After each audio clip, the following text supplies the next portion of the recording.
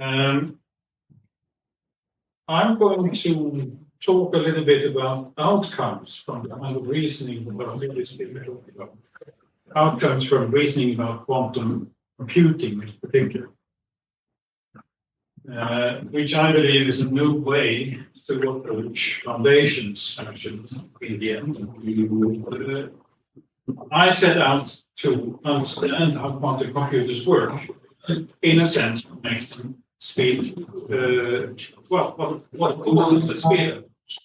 And I've looked at several models that you have on your list, and I've concluded that, okay, so I think I have a better right. I'll try to convey this better right here. In counterpoint to what you said, I'm taught in mathematics, so I don't think a week is enough. Or rather, I mean, it's fake, it's supposed to be. Yeah, I like the integers were made by God, created by God. Everything else is the work of humans. And I actually think it's a benefit to look at finite dimensional systems in quantum mechanics, because we need to understand how finite dimensional systems work to be able to understand how infinite dimensional systems work, especially when they're so extremely infinite dimensional as the quantum field theory. So what you're looking at here is a phase space of 2 qubits, 4 points on each axis. I've deliberately left out the grading, so I'll tell you what the scale is later. And this is a leading function, or the Liouville distribution in this case, because it's positive. And I'll tell you how to use the phase space to understand how quantum computers achieve their speed. Right. And I usually do this nowadays because this is an hour talk, so if you lose concentration, have a look here. The main message is that qubits have 2 conjugate phase-space coordinates, the computational basis, and something called the phase basis.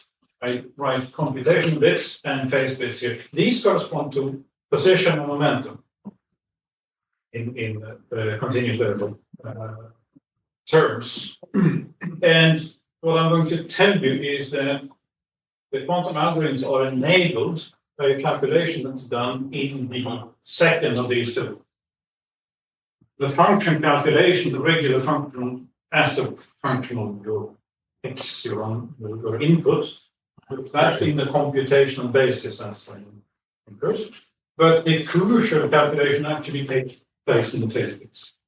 And I'll try to explain to you how that works. I can't give you all the details because I'm going to try to move onwards from there. But I'll tell you somewhat about it. And I'll explain what this picture is trying to tell you later.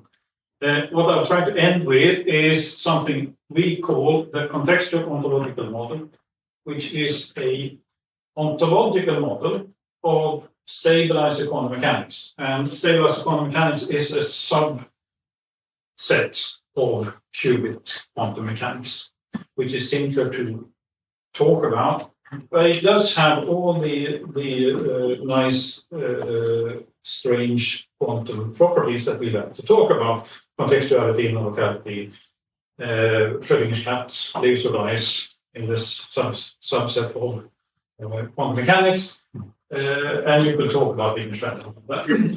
If you look. The model is Einstein complete, meaning every, on the next slide. It's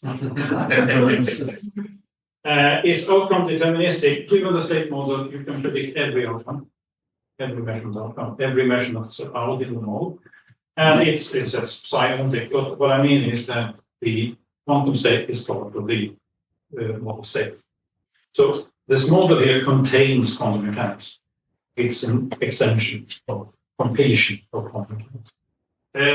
It has, in this case, quadratic time and space complexity to be doing quantum computing. This is important it might not tell you so much, but it has the same complexity as the standard description of stabilized quantum mechanics. So it doesn't really, it's not more complicated than the standard description of quantum mechanics. And at the end, I'll just say it's not Goyal mechanics. You might think you do an ontological completion of quantum mechanics, the only thing you can end up in Goyal mechanics. That's not the case here. You're going to get Goyal mechanics. Right. Completeness. To define what Einstein, Podolsky, and Larsson mean by completeness, you really need to talk about elements of reality first. And elements of reality is if without in any way disturbing a system, we can predict the value of a physical quantity, then there exists an element of physical reality. And I don't think in this crowd I need to explain the particulars of the EPR settlement. Hopefully. Completeness is whatever the meaning assigned to complete. This is at least necessary. Every element of the physical reality has a counterpart in the physical field. So in the case I'm going to show you, we can predict with certainty every measurement outcomes of probability states. Right. And you know that the quantum mechanical description prohibits description in both P and Q. You need to choose. The Fourier transform takes one together. Actually, the uncertainty relation of the Fourier business prevents QA and PA to be well defined at the same time. You need to pick one.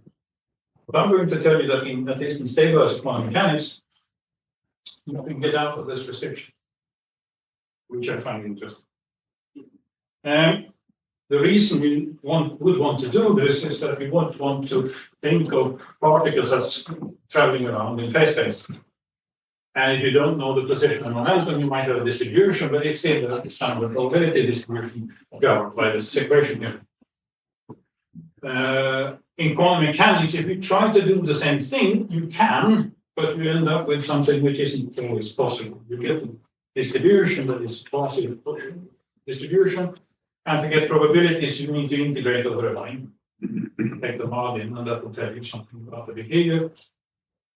The negativity, well, you can't have a point particle going down the hole here, that's not possible. Goyal mechanics tries to alleviate that. You change the equations, you have the quantum potential, and you get this kind of distribution, and now it's a proper distribution because it's always positive. The problem is that it's weirdly shaped. It's a Dirac delta function. To each Q, there's a single P. And I happen not to like that.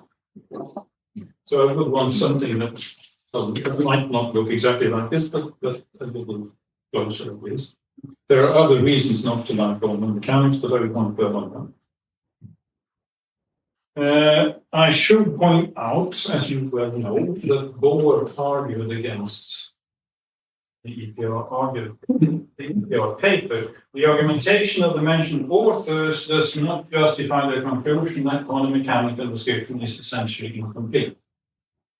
And that might well be the case. But Bohr cannot have argued against the exact setup of EPR.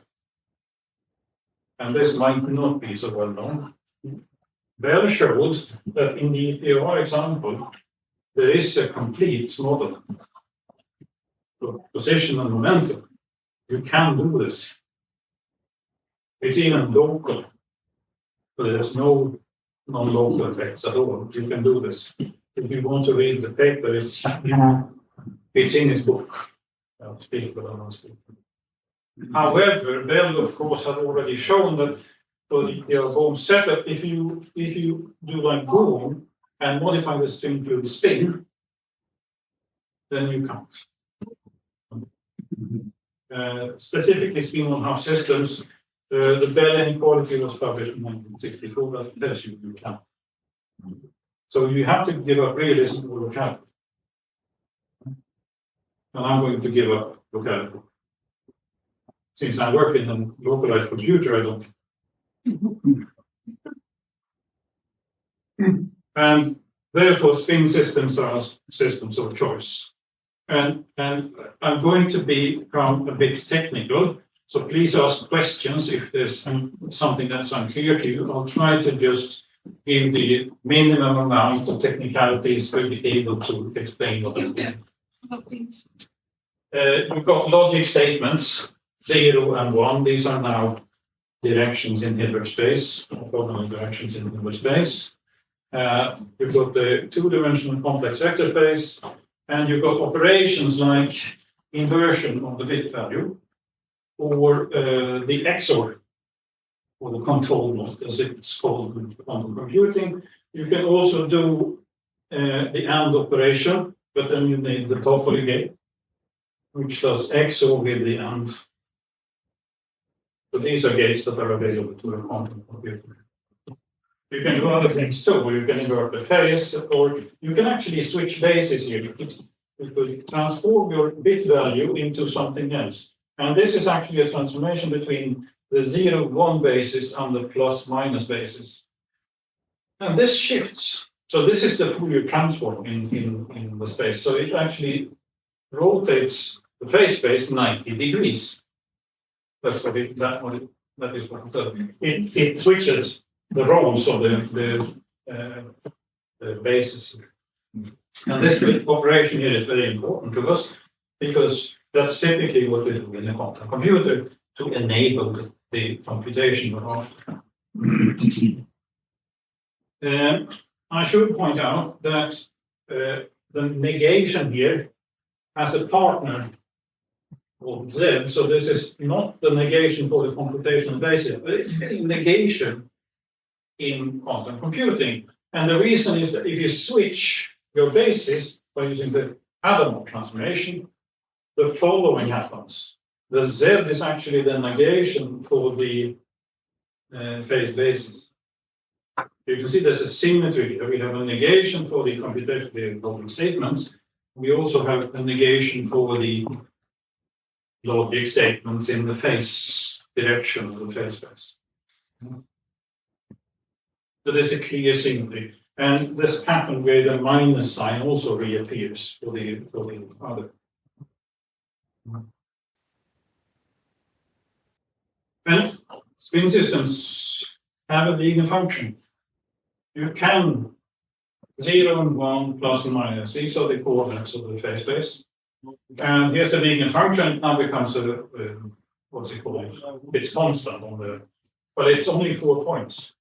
And it can go negative as you see here, but you get probabilities by summing over straight lines. Just like standard. And the Hadamard switches between the two. 90 degrees. This is the tool I'm going to use now, but I'm going to go to several qubits. The question you might ask now is, does this symmetry play a role in quantum computing? So typically in a quantum computer, what you imagine is a box filled with gates that does your calculation and adds the function value to what's called the target. And this is the control. So simple enough, if you want to calculate your function, you run values through, and you typically write 0 here to make it easy to extract from the function value. So what does a quantum algorithm do now? Well, the typical picture you see is something like this. You add Hadamard gates here and there, and then you do a measurement here. And that tells you something about the function that you want to know. The function here is balanced, and you could use this setup to distinguish a balanced function from a constant function in just one call of the unit there. It's called Dodge-Olson. And it's, as I described it now, if you want to know if this is constant or just by calling the function, you need 1, 2, 3, 4 calls. Then you know it's balanced. So in general, this might be exponential. You need half of it. But you need only one in a quantum computer. I won't go through the details of how this is done. What I'll tell you is something else. The the typical explanation that you get is the following.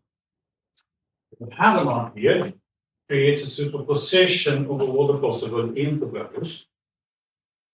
So what happens when you do n Hadamard on n qubits is that you get a superposition of all the possible input values from 0 to 2 to the power n. And then they say you do a parallel calculation for all of these, possibly in multiple universa. And then you combine them by interference here. And then you measure the result. What I'm going to tell you that this is not the best explanation. This does not tell you what happens. So I'll take a simple example. I'll just do the XOR is our function now. So it's actually adding the input to the target. So this thing here is the function, and I'm just mimicking the quantum algorithm with Hadamard around it. So the C naught that's the symbol for adding. You can see the addition here, modulo 2, the control for the target. And the standard explanation is that you take both 0 and 1 and add both of them in different universes. However, there's a identity in quantum in the quantum mechanical description. You can write this gate array simpler by just writing that. And if you look carefully now, you're adding the bottom bit to the top bit instead. So somehow changing basis, but the addition is apparently upward. And the information here gets, I mean, if I put a 0 here, a 0 here and a 1 here, this changes it to a 0. Sorry, 0 goes to plus, 1 goes to minus. So I write information into the phase coordinates. That's what I'm doing. So really, what you're doing here is that you input specific values. This writes the information into the phase, the coordinate in the phase space. By doing, it changes a 0 to a plus. So now we're in the spaces. The quantum algorithm, well, this box here apparently does some calculation in this degree because you take the information in the output and you transform that back into the computational basis, and then you read it off. So it looks like I do a different calculation in the phase space direction perpendicular to the computational basis. So you do something like this. If you want to calculate the function, you write the information straight in, and then you read the information from the other. In the quantum algorithm, you write the information in the phase coordinate, you do the calculation, and then you read the information from the phase coordinate. Which means there are two different calculations possible, and you choose by picking whether the Hadamard or the Fourier transform in general would be there or not. So it's like I have a computer with two registers, and I can choose to write in one of them and get the function, and read in one of them and get the function. Or I could choose to write in the other one, get a different calculation, and then read out the value. In quantum mechanics, I can't access both of them at the same time because of the uncertainty relation, but I can actually do this. I can write and read them both. And we've gone through the details of this, and we found that this mechanism is present in all quantum algorithms. And we have a formal proof for BQP, but we have checked everything we can find, and it works the same way in every example. But this is a much better explanation than the strange you've two to the n different universe that we do calculations in.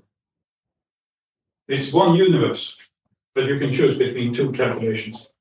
And it's the phase-based direction you choose to read and write on that map. So we took this to heart and said, why don't we add another register to a classical machine and see what happens? So we took an existing extension of classical logic called Speck's toy theory. We rewrote that so that we could use bit language. We created gates. The Z gate inverts the phase. The X gate, which has this symbol, inverts the computational basis. The Hadamard switches the coordinates. The C0 looks a bit strange, but it's actually a forward C0 and a backward C0 in classical logic. So the phase has the explicit phase kickback.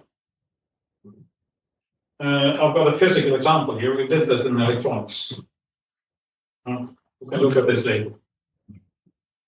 The TOEFL is more complicated. I'll just not say so much about that. In this structure, you don't have full quantum mechanics. What you do have is the possibility to choose. And it turns out that if you set up this as the black box oracle used in one of these things, different algorithms, it works.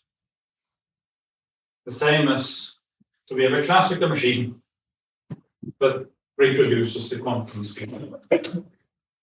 In the oracle paradigm, we were not able to do this in explicit algorithms where you've got a protocol for building certain algorithm.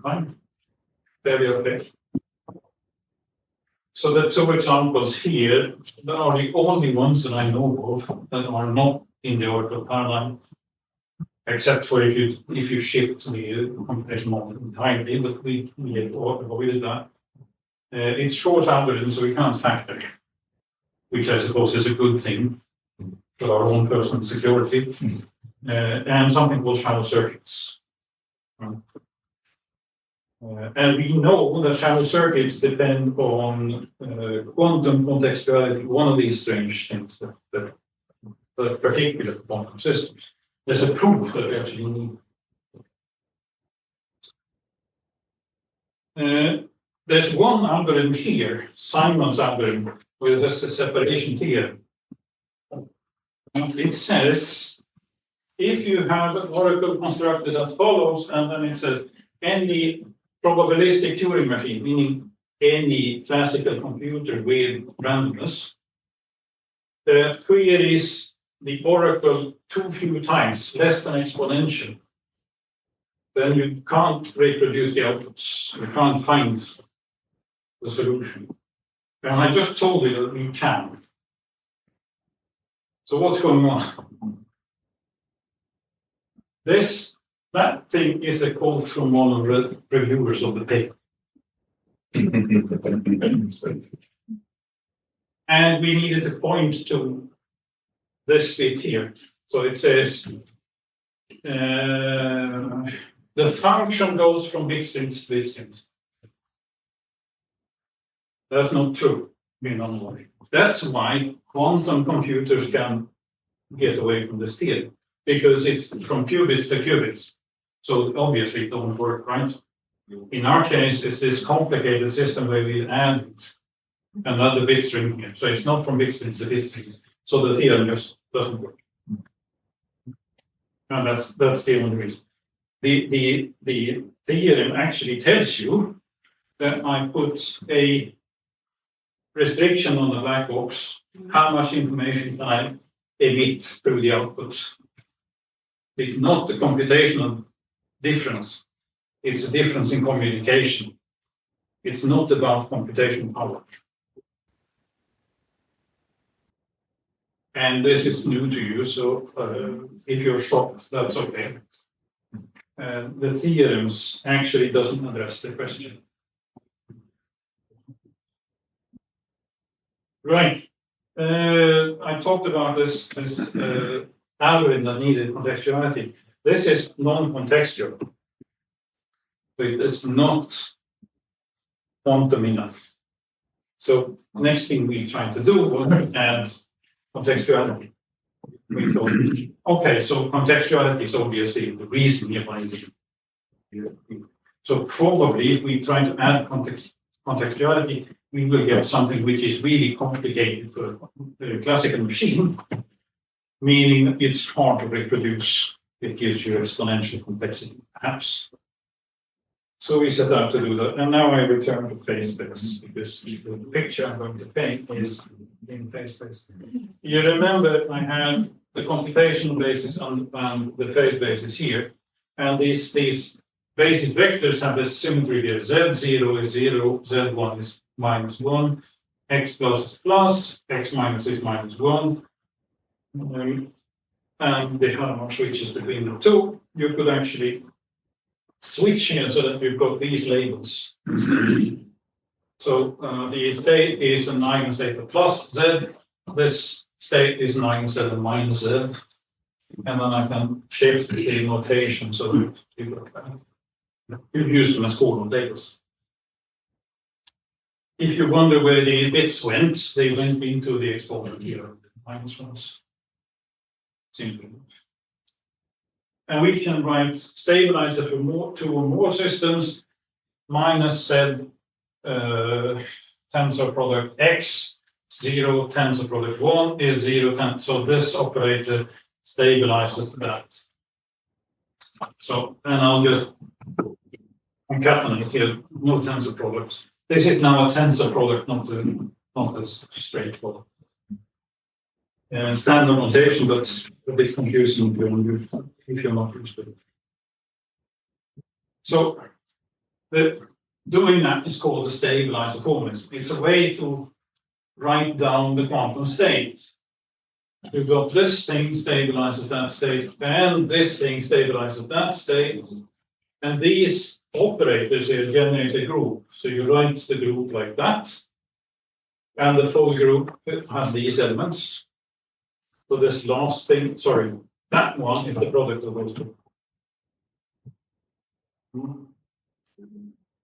A large enough set here stabilizes a unique state. So you can write down this thing and then specify which state it is. Okay?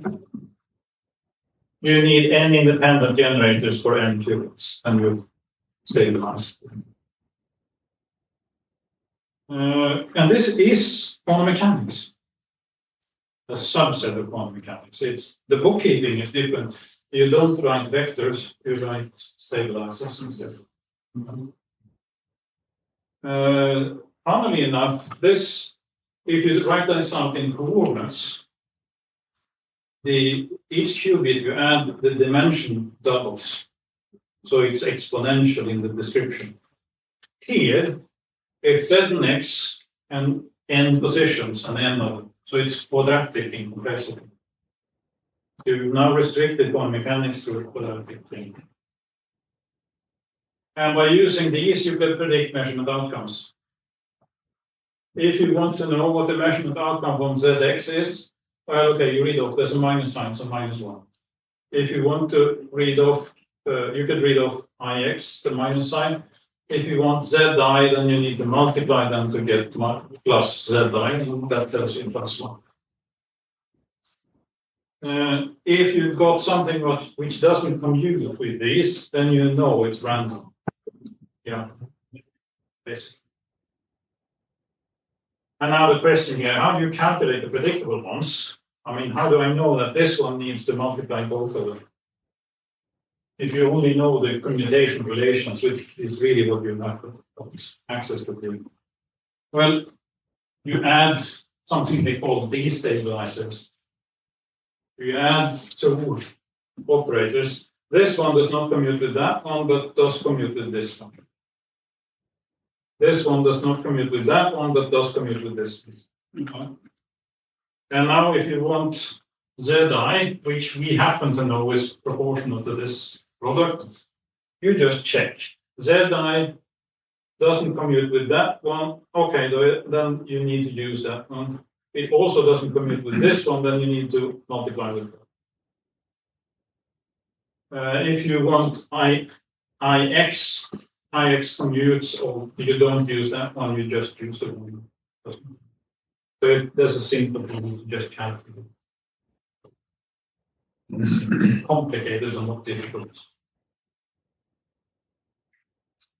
So you've now created the representation on the quantum state. You keep track of stabilizers and destabilizers. If you write down a Pauli group measurement, you can derive the outcome.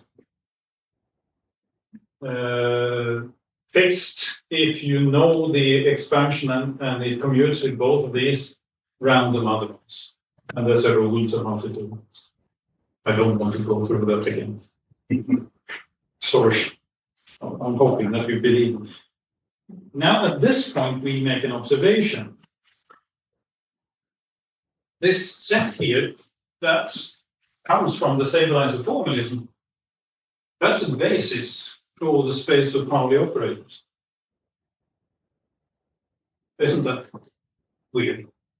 This is not an observation anybody else has done before we started looking at it. It's a basis, means that you can express any Pauli in the combination of these four. And it's actually a symplectic basis. For those of you who have studied physics, you've heard of symplectic spaces, yeah? Symplectic spaces are phase spaces. Or I should say, phase spaces are symplectic spaces.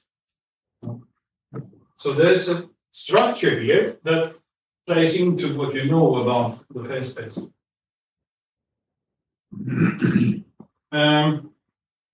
The second observation we made is that the phase space distribution here, if I use the stabilizers and the destabilizers as coordinates, the phase space distribution is positive.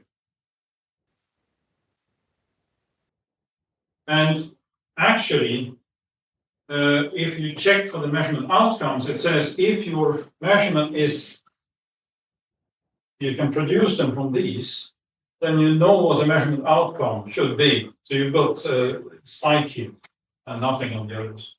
And it also says if your measurement is not commuting with all of those, there's one at least it doesn't commute with, then you've got something that you can express here, then the outcome is random.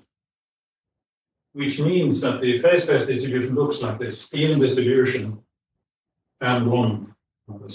Always. Since it's positive, we can now think of them as point particles. Huh? Position, momentum, point particle. What we did was we said the signs here, which the previous thing ignored, they actually mean something. They give you the measurement outcome in general. So now when you got an operator, what you do is you produce them as produce that operator as a product of these. You read off this sign that you got, and that's your measurement outcome. So what you've done is these are the stabilizers. They store the quantum state. Then you add some information, in particular the signs of the destabilizers. And that provides extra information so that you can expand any measurement operator. And suddenly you've got an ontological description of stabilized quantum mechanics.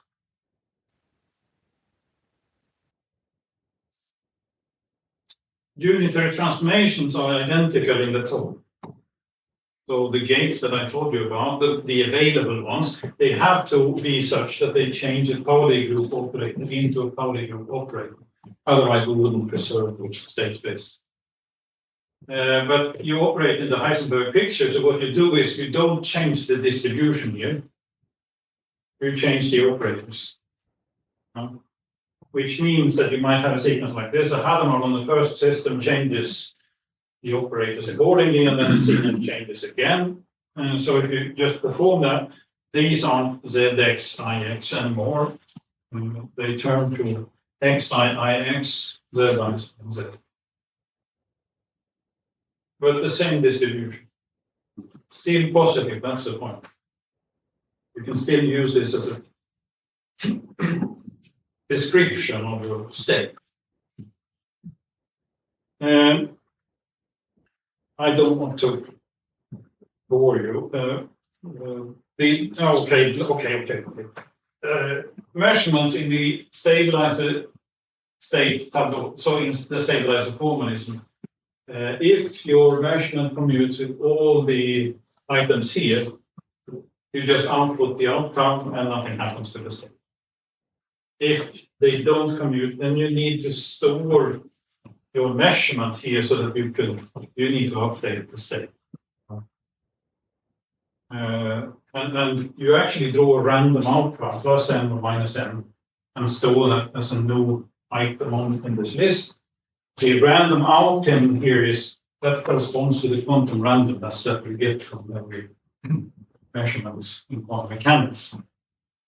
In the new model, there's no quantum randomness. The outcomes are fixed by the state. You do need to update, but you always update. What you do is you store your measurement here, just like in the old model, and then you randomize the sign of the corresponding destabilizer. So it might look something like this. You've got a state, you measure xi, which happens to be one of the elements here, for simplicity. That moves into the stabilizers, and then this one has to move the other way. So you shift the distribution, and then you randomize this to preserve the uncertainty relation. This gives you a new state and a random state, but next time you measure, you have a fixed state, one of these two, and the procedure is the same. I can see this as a bit much, but the stabilizers store the state, they contain the state. Actually, what they store is the state preparation. So the state preparation determines what's here, what you did before. You know that quantum mechanics typically say preparations measurement. That's true in this model. When you do a measurement, you prepare for the next measurement. The destabilizers make the model EPR complete. We call this a conjugate context because it's conjugate to the measurement. And the state update here gives the uncertainty relation. The state update here gives non-local behavior and the quotient spectral contextuality distance. And what surprised me at the time was that these two are actually separate. I thought these were exactly tied together and not separate. You have to do the state update in one go, so to speak. The contextual behavior and the uncertainty relation were one and the same thing. That's not the case here. And I suspect there's no reason to assume that it is the case in general.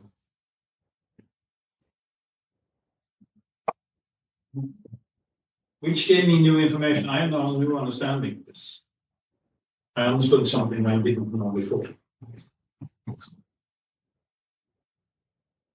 It's constructed from quantum mechanics, so it contains the stabilizer formalism. It contains quantum mechanics. It gives exactly the same predictions as quantum mechanics. It's Einstein complete. The state update is random. It's contextual and non-local. Somebody here will react to that. I don't care so much because it's in computer. But of course, if I want to extend this, I need to handle it. It turns out that it's signal local. That's pretty easy to see. But you know that quantum mechanics is signal local. So if you just reproduce predictions of quantum mechanics, no problem. It gives a positive distribution on phase space, and that's because I don't hard solder, perhaps that's the wrong word here. I'm in electrical engineering. So I don't keep to all Z's here and all X's here. I'm allowing this to change, the labeling of the units. And that's the reason why we can keep it positive. So the Heisenberg picture is really important. Comparing to Bohmian mechanics,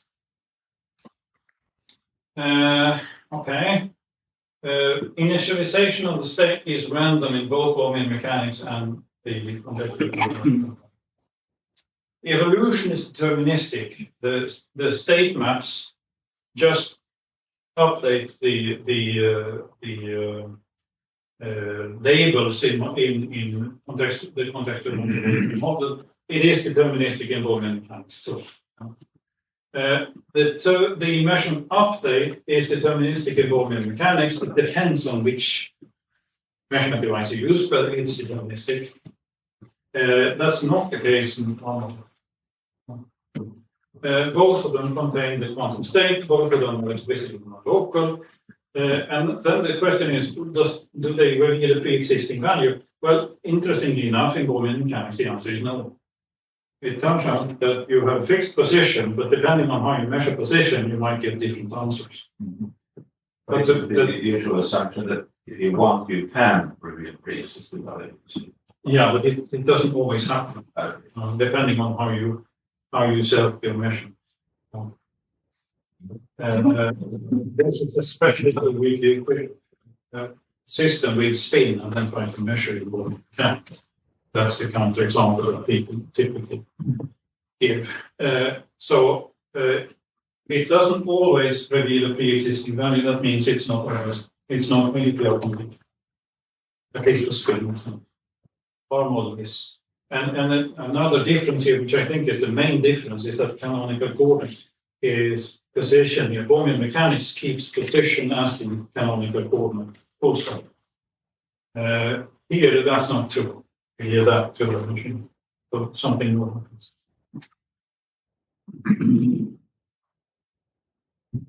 Interesting enough, I mentioned this shallow circuits and quantum algorithm. I couldn't do with the electronic circuits thing. So the shallow circuit problem needs contextuality. I can just say it depends on contextuality, which we have in the NIM model. So we can actually run the shallow circuits algorithm in our NIM model. And the thing is that it's equally complex as the quantum description, quadratic. So it's polynomial time, it's efficient. Which you might expect wouldn't be the case here. So I'm not so sure anymore that contextuality is the reason for quantum computer speed up.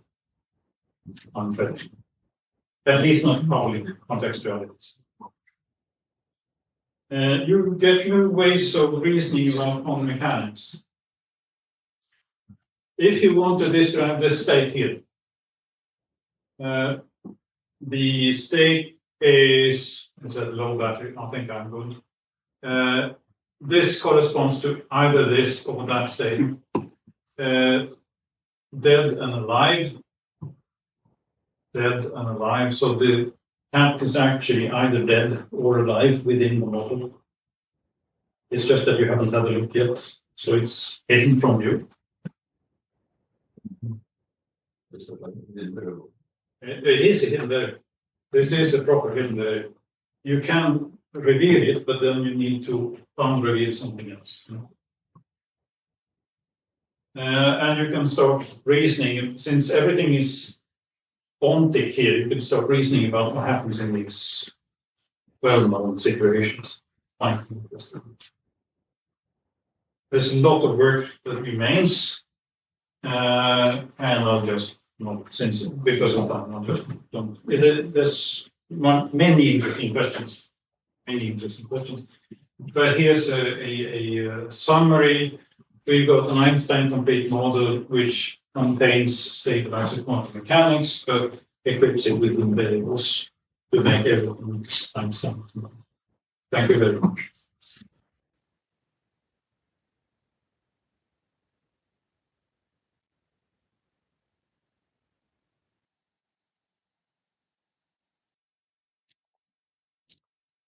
I'm interested in your opinion about to what extent the purported results of quantum computing companies doing quantum computing could be doing similar things to what you are doing here.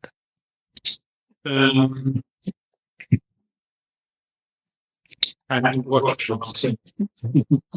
So the typical, well, the easy answer for me is to just say, I don't have a lot for again. Yes. No, I don't know. Because in most quantum algorithms, you would want the TOEFL again. If you do the really simple ones, you don't need the TOEFL again. No. And then my answer would be most of those I can simulate with some classical equipment. I can't factor. So, and factoring is, we don't know that contextuality is the reason there. Probably not. So that might be something else going on, but at the moment I don't know.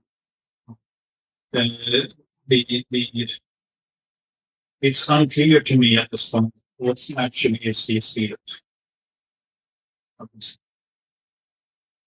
Every time I look at something closely, it's sort of possible.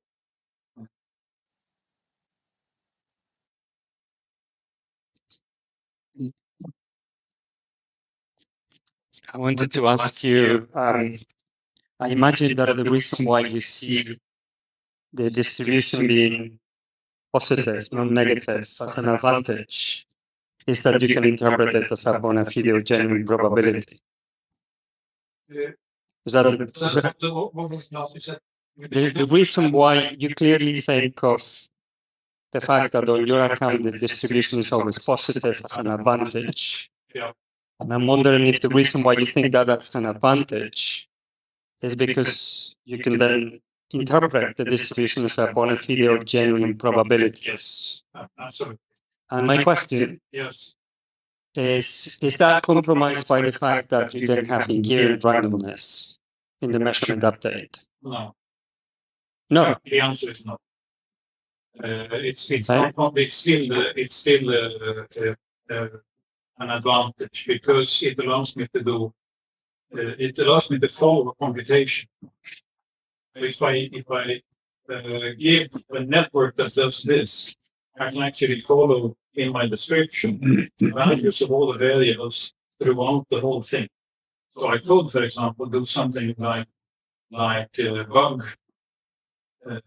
detection in a quantum algorithm because I can follow every value. The measurement is at the end. Of course, when I do a measurement first here, things update, but it's not that update. The randomization is actually local. So are the measurement outcome? Yeah. At the location of the measurement outcome? So yes. So I thought it was non-local. No. So this step is local. It's the state update here, which is non-local. That gives you the non-local effect.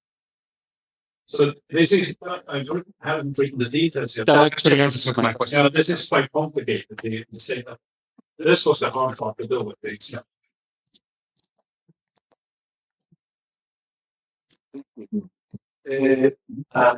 Thank you. That was very interesting.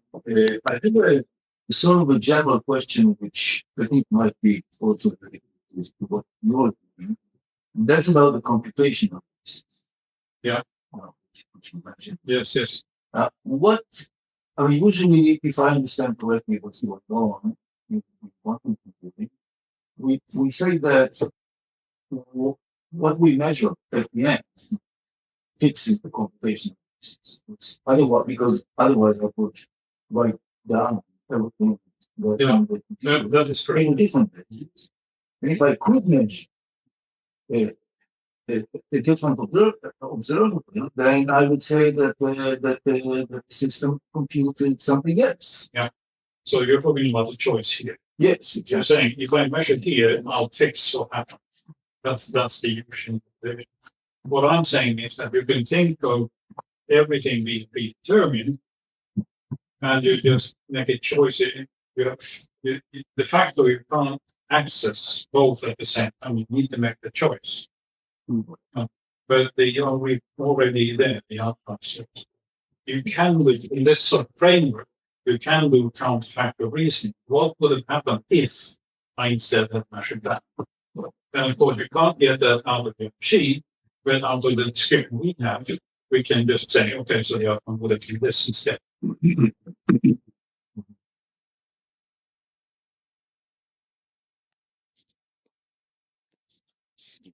Thank you. So Janoko, again, you know how much I'm interested in your model and the sort of the stabilizer formalism in general. One thing I was wondering, you were sort of talking towards the end about how maybe because you can reproduce contextuality isn't that kind of secret sauce underpinning quantum computing. But I was wondering, given you need non-locality in order to be able to reproduce it, which if I'm right, in your original model in the QSL language and in stabilizer quantum mechanics, you can be local. Yes, that is possible. Is it maybe more just showing kind of an equivalence between contextuality and non-locality instead? Non-locality is contextual. So- Only that you've got separate systems. Oh yeah. So that you can argue for the outcome here being independent of the measurement choice here because of spatial separation. Well- When you talk about contextuality, you typically have everything in one place, Mhm. and you make one measurement choice, and then you say a different outcome, Mhm. different measurement outcome would be unaffected by this because I think so. So So you get stronger, so non-locality is used just to give you a stronger argument that the quantum outcome is independent with the different choice. I think maybe I should have been more specific by non-locality. So obviously there's Bell non-locality or ability to violate Bell inequality, which as you said is equivalent to contextuality. There's been a lot of work showing that. I was more thinking non-locality in the kind of shimony passion at a distance kind of, because you were talking about obviously it sort of not being a signaling theory, but there being this kind of, in the same way as bone beam mechanics-ish, kind of this. You do have steering. Well, even steering, you can reproduce. It just depends, kind of. Well, it depends on which assumption. You do have something that looks like steering. Yeah. In the local thing, this thing. Yeah, exactly. That's the thing. Steering isn't necessarily a proof of It's about the time. that kind of superluminal. Not even interact. Yeah, There's no interaction. Mhm. There's no interaction. So the thing that you do here, Mhm. much like in organic quantum mechanics, is that you update your description. Yeah. No. Exactly, and that description update, because it's updating for the entire system, is again, system obviously is a difficult word, as Greg mentioned earlier. It's easy like that. Yeah. This is completely local. Yeah. That happens at the cycle you measure. Okay. If you got the localized measurement, then this only affects the local. Yeah. Okay. So in some sense, it's kind of allowing us to take contextual behavior and factorize it into that non-local update element B kind of there, and then the local randomization that you get separately. Yeah. Okay. Thanks. Sorry, long question. No. All right. Thank you very much again. So